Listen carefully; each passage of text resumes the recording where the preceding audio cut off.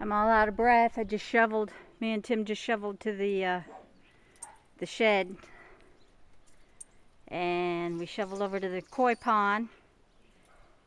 And he started out by shoveling to the koi pond because he had that shoveled out yesterday. So he felt like he was halfway to the shed, so he went from the koi pond over to the shed.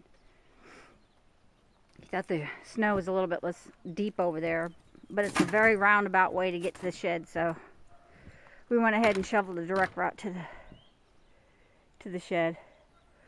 Whew! It takes like about 6 scoops per foot of snow that you gain on the ground. A lot of work.